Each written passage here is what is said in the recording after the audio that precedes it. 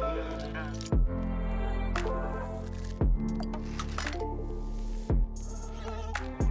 everyone, welcome back to What's the Points? I'm Mike.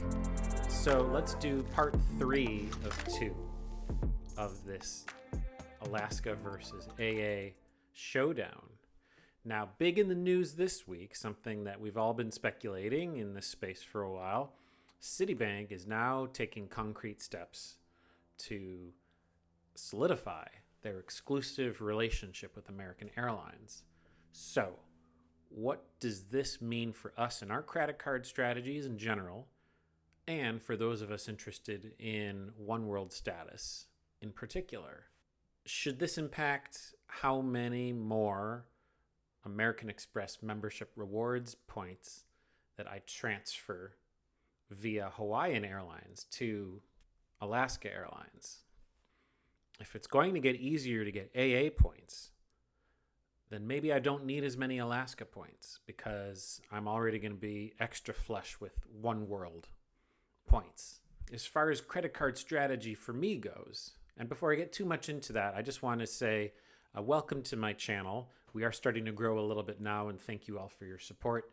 If this is something that is really as interesting or helpful to you, then would really appreciate if you would do the favor of please liking and subscribing this channel so that it can help get it on its feet and continue to contribute to this community that we all appreciate. Because this community right now is helping me to learn about, for example, how many ecosystems should I have? Because this is a major shift for me. Because now, if I'm going to get serious about Citi Thank You points, assuming I can get approved, that's another story. My strategy is because, well, I have a Citi AA no annual fee card. Basically, the point is I don't really have any thank you point earning cards right now. I do have a custom cash, and I have been cashing that out as cash. Starting now, I'm no longer going to do that. You know, what do I think I will do if I am going to get more serious about thank you points and I have better luck getting approved for Citibank, which is notoriously picky, along with Barclays? Alternatively, I could apply for a Barclays card, see if I get approved, even though really the only 4 cards that I've ever been denied for have been in this past year, 2 with Citi and 2 with Barclays. So, you know, they don't like how many cards I've opened in the last couple of years. But, you know, if I could wave my magic wand, I would get 1 new Barclay card right now. And then I could product change my Citibank AA card to a thank you point earning Citibank card. And I won't be eligible, actually, to get a sign-up bonus on the Strata Premier for at least like another year and a half due to their 48-month rule. So the reality is that if I want to start moving into this ecosystem, then, you know, I would need to either product change one or both, but not both, actually, because I want to keep the custom cash. And, you know, the Citi Strata would just be that's the way that we're able to start moving those into AA. Now, we're not going to see this for at least a year anyway before this is live. So as far as building out the cards that'll help us now, the reason for getting the Barclays card is because it sounds like it's going to be absorbed by Citi. And so that anything I open on the Barclays side it will be a sub that you can only get now and should not detract from the ability to get the fairly strictly limited sub availabilities that exist on the Citi card. So you've got that workaround with getting the Barclays card that will get absorbed by Citi. And then now I've got 3 in the Citi ecosystem, and we'd be ready to start earning some AA miles. So I do think it's worth, for those of us who are interested in the domestic One World carriers, this is pretty big news and we should keep an eye on it. Let's just look at the status thing. Assuming that we have our strategy in place for, if we're interested in that, for incorporating thank you points, that piece, then we need to come to how should that affect our Alaska miles earning strategy and status if we're interested in that earning strategy. And so from the standpoint of status, you know, I'm starting to realize that there are advantages to pursuing Alaska status over AA status if it's easy for you to fly Alaska Metal, but it doesn't have to be. And in fact, because there's so many AA flights, and not to mention, of course, really high value international flights that you can book, because there's distance-based earning. This is the thing that I didn't really emphasize my last videos on this, was that the unique thing here, if you can get good deals and fly a long distance, that you earn a lot of EQM towards Alaska status very quickly, arguably faster than you could on AA, unless you're buying very expensive cash-based tickets, right? Because they don't even have the ability to earn status by redeeming award miles right now.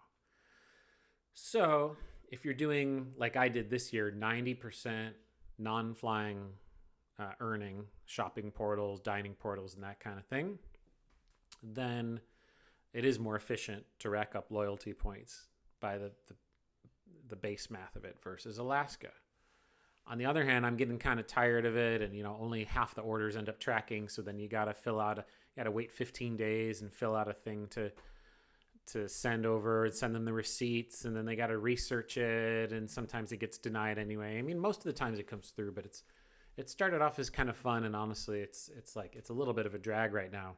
The big appeal of it, of course, is that, well, it's money you're spending anyway, so why not get these status perks as a function of doing that? That only works to a certain extent, because ultimately what I'm finding is that to be dedicated enough to this and consistent enough to this, to be willing to deal with the inconveniences of earning this way, then it might not actually be worth as much, because now you've had to put actually arguably more energy into it than you would even just flying.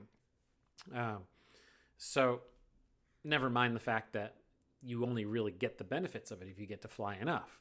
So what I would like to do as soon as my schedule will actually allow for it is start getting creative with taking more flights in a way that still feels purposeful. That's kind of my hypothesis here, is someone who might not be able to afford to travel enough on my own dime.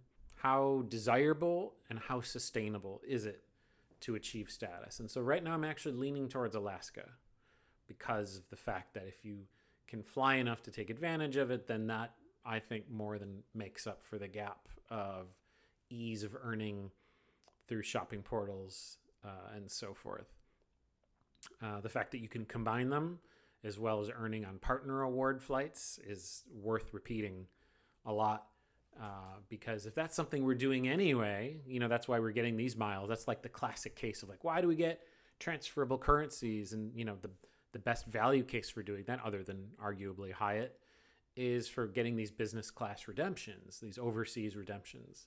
So obviously Alaska is well known for that. And there's a risk of concentrating too much in that. And so to kind of bring it back to the last thing that I'm trying to decide, without getting too much into the numbers for me, and I want to just kind of keep this conceptual, is, I've already moved half of my MR points to Alaska miles. And now I'm taking a step back and thinking, if it's going to be easier, and not just easier, but perhaps more motivating to stay in the AA ecosystem, because maybe if I can earn status, now I'll have extra AA miles to redeem them and enjoy the fruits of that status. That's kind of one way of looking at it. And there's just a little bit more shortcuts, like that. The AA executive card that I mentioned, for example, allows you to get big boosts in loyalty points just for, without having to spend any extra on the card. It's just a matter of hitting the certain loyalty point milestones with AA. So I think that there's more options for shortcuts with AA. But I think with Alaska, particularly because the reason I'm getting this is to get the perks when flying Alaska. I'm not as interested for AA, because I don't feel like AA has as good of a product, for one thing, on their own metal. And there's also seems to be more elites in general, especially flying out of hubs, and a harder time of getting upgrades. So I think that, I would like to shift to Alaska. And as far, in conclusion, how does that all affect my strategy? I think that I probably, I don't want to move too many miles just for chasing status. I mean, that's part of it, right? Like, I've probably moved a little bit more to Alaska than I would have because of this additional benefit to earn status through flying through award partners. Now, what this means is, for me, the sacrifice most likely to make use of that is flying on Alaska Metal, which you usually don't get as good of a value as their partner bookings. And so that would be the trade-off. But I think that makes it much more palatable as a speculative transfer, because it's not really speculative if you know that you're going to be flying with a particular airline and they have a lot of flights out of your airport. That's very different from the way that we typically see this with sending a bunch of miles to typically a foreign program, even though they have, might be a great program. Like right now, for example, through the end of December, there is a 40% transfer bonus from membership rewards to Virgin Atlantic. And then there's also very regular transfer bonuses to KLM, which I've used before, and it's a great program, So, I think the answer is I'm still going to move more over, but probably a little bit less, because I'm predicting that it'll be a little easier to get AA miles. And I don't think this change will necessarily make it that much easier to get AA status or make that more compelling. I think it more is going to have an effect on a lot of our transferable currency strategy in general. And then for those of us who in this niche area of looking at getting status on a domestic one world carrier, I don't see that it has an outsized impact on that. Let me know your thoughts. Let me know if you agree or disagree with that. I know this is a very, very specific, focused question to ask, but I haven't seen it phrased in this way. But it seems to me that it's something that all of us should be considering if we're in this hobby and if we do care about status for either of those. I do think we need to consider how this change from Citibank is going to affect the landscape. And what our predictions as far as, which currencies are going to get devalued and when. And, no one has a crystal ball, but there's a way that we can diversify our points assets, as it were, in anticipation of that. So hope you're doing well out there. Look for your feedback and take care. You know what I'm saying?